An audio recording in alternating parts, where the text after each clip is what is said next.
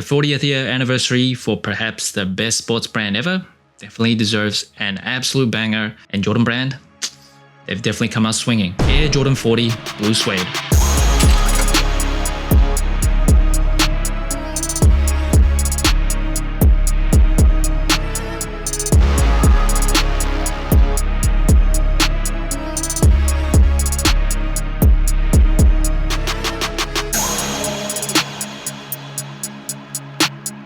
The shoe first dropped on August 23rd for $205 in the United States. Of course, a very significant milestone for Air Jordan, 40th year anniversary. So they had to come out swinging.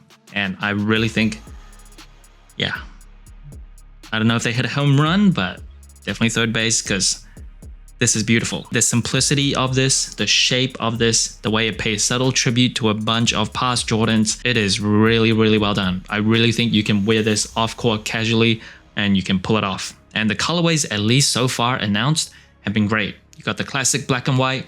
You have this beautiful UNC blue that is just such a beautiful color. My favorite color on sneakers. And then you got the dusty pink one that's coming up. The whole all pink kind of trend is really hot right now. It's not really my thing. I don't think I can pull it off that effectively, but that is a pretty nice colorway. This one so far, definitely my favorite out of anything that's been released. And the upper of the shoe, perhaps, maybe the best thing about the Jordan 40 is the materials that it come with. In 2025, a lot of basketball shoes uses like synthetic textile materials. This one has much nicer materials than you would expect. And the blue here, it feels great. You also do see like the grain of the leather come through as well. And remember, nubuck and suede are just forms of leather. It just is treated to look a certain way. I know officially this is the blue suede, but to the touch, does feel like a bit more buffed down, feels closer to like nubuck. The black part, like on the eye stays as well as the heel ankle collar area, that is synthetic. You can feel it. It feels like that kind of synthetic suede that you would get on like an Air Max 1. And because this is the Jordan 40, a very special year for Air Jordan, this shoe pays homage to a lot of past Jordan brand shoes. So you'll see going up the tongue, that is from the Jordan 13. It is reflective as well.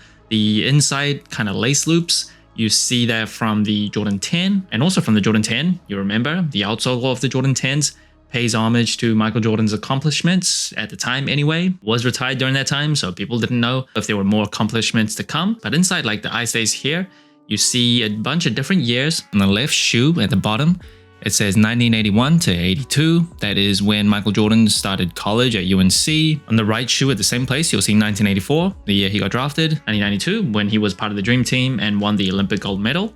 And you also see the years of his NBA championships. And you also see when he was a Wizard, he does not pay homage to his Wizards years. And then at the top of the tongue, you see the Jumpman stitched on this 3M tongue. That is, of course, from the Jordan 5s. It's my favorite sneaker of all time. And you'll see this kind of more unique line and pattern on the tongue itself. It kind of has the shape of like a Wings logo. I'm not sure if that's like intentional or not.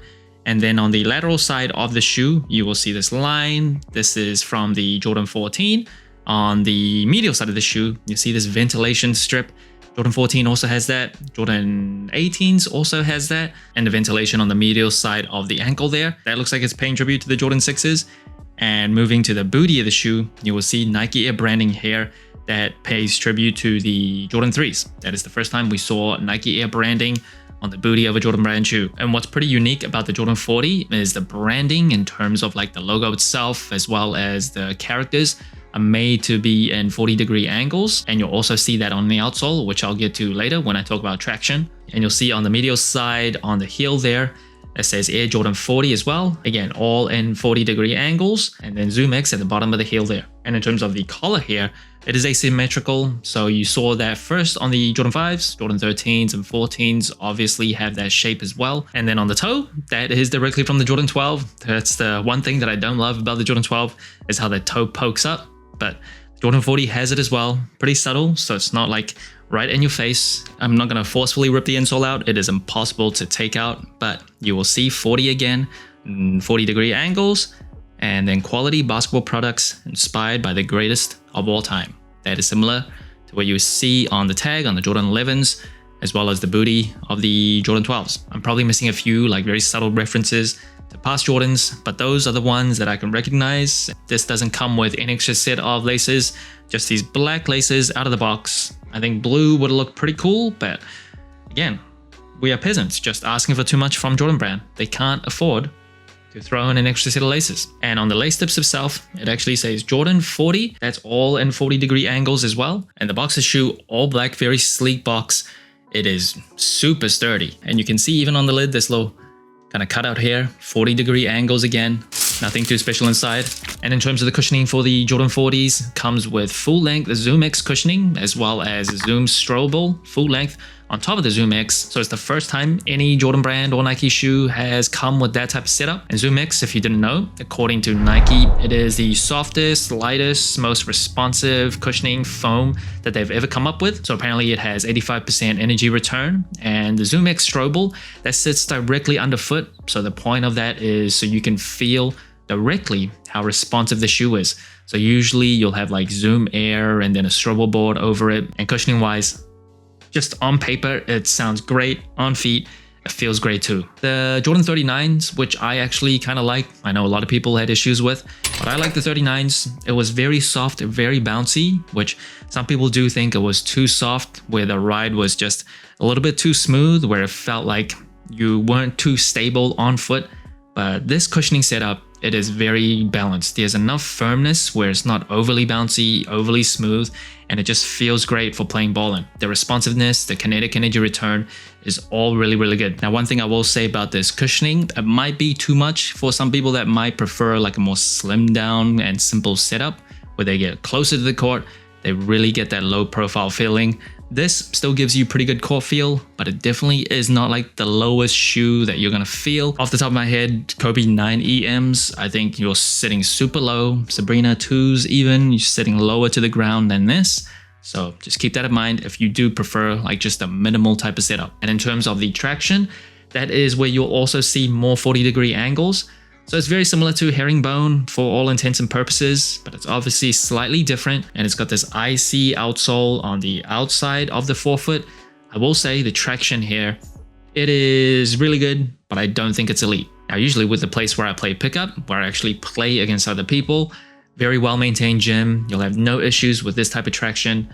The place where I shoot my B-roll, below average maintained gym. Just quite dusty all the time. I only pay $269 a month, and how dare I expect the gym to be clean, but it is below average, and on surfaces like that, it is not the best. I still think, I've said this every time since I've reviewed the shoe, the EQLZ 24/7 traction is the best that I felt for a very long time. This is good, but not quite as good. And if you want to play outdoors in this, I would strongly recommend against it. The rubber is not like super hard and durable. It's also a very expensive shoe. You'll also get rocks stuck between the groove patterns. Yeah, keep this indoors. Now, in terms of overall support, at least initially, I don't know how it would feel like 100 hours in, but initially, it is very, very good. Honestly, a highlight. You can immediately feel once you put your feet in how like sturdy and rigid this shoe is. There is no shank plate, just like the 39s. There's no shank anywhere in the shoe, which honestly, I do prefer if they still stuck a shank in the midfoot. Don't need anything fancy. TPU plate is fine. I don't even require carbon fiber, but no shank. However, you will see this whole entire rubber wall around the cushioning here. That is very sturdy. It just keeps your foot really locked in place. You don't feel like your foot's gonna spill over when you're doing like hard stops, when you're driving to the rim, when you're running.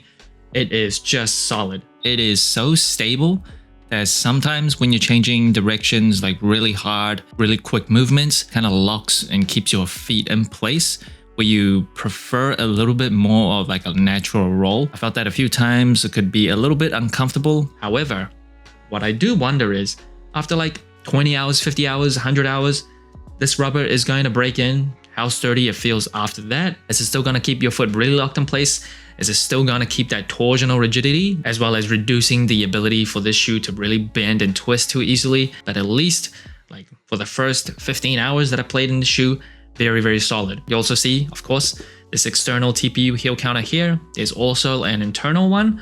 So heel lockdown, very, very solid. And you get this like inner booty, which is actually not part of the tongue.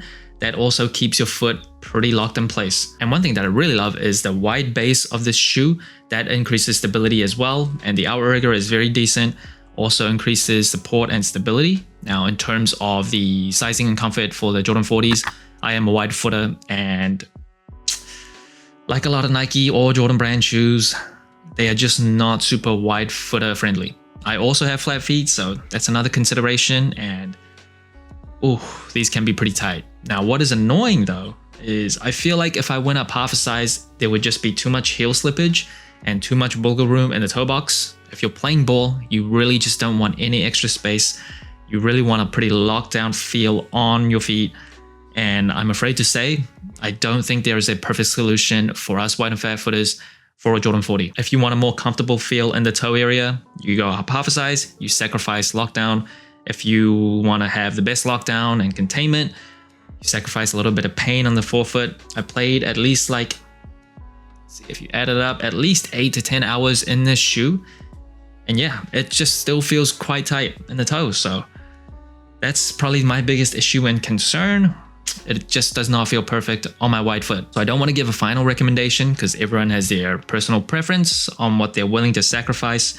For me, I'm sticking true to size. The way I play on court, I just don't really want any extra wiggle room. So I'll just gut through the pain, maybe take the shoe off when I'm like resting or something and give my foot a break. But yeah, no perfect solution there. In terms of overall comfort though, of course, I love how it's underfoot. The cushioning is just absolutely top notch.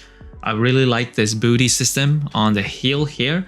Just wraps around that part, feels a little bit more contained. It's nice and soft. It does not extend up where the shoe actually ends though. So the top bit of this ankle collar is kind of thin, kind of flimsy, but you don't directly feel that on your ankle, so it doesn't like dig into it. Definitely go up half a size if you have wide and fat feet and you're just wearing it for casual off-court use, but also you can expect a very comfortable shoe too. And the weight of the shoe definitely on the heavier side for a 2025 basketball shoe. It's kind of to be expected with the genuine materials that it uses. So if you're looking for the lightest basketball shoe that you can ever find, definitely keep this in mind. So with all that said, final verdict of the Jordan 40. Where would it rank in my current rotation of basketball sneakers? This is where I will have to blame my parents for giving me genetics of a wide and flat footer, because it is such a shame. All the technology, everything about this shoe, I really love, but it's the fit. It is tough. The cushioning is so well done, not just on paper, the balance on feet, like in practice, feels so good. Zoom X foam, Zoom Strobel, both full length, love it. For support, lack of a shank, but in terms of how the rubber sidewalls contain your feet, really well done. It provides enough stability and rigidity as well. The way the shoe is constructed also really keeps your foot contained and locked down. We'll see how that holds up as the shoe breaks in, as the rubber breaks in, if it still maintains that rigidity. But right now it feels great. But the sizing, just that forefoot area, especially on my left foot, which is a bit wider, and especially after I just broke my left foot after I healed, there's like scar tissue, it's even wider. But apart from that, I know people were quite disappointed with the 39s. I happen to quite like that shoe, but with the 40s, honestly, it's kind of hard to hate. So that's it. Thanks for watching. Soul Inclined. Let me know what you think of the Air Jordan 40 Blue Suede. Like, subscribe, comment, all the good stuff. And remember, tomorrow may never come, so wear your shoes.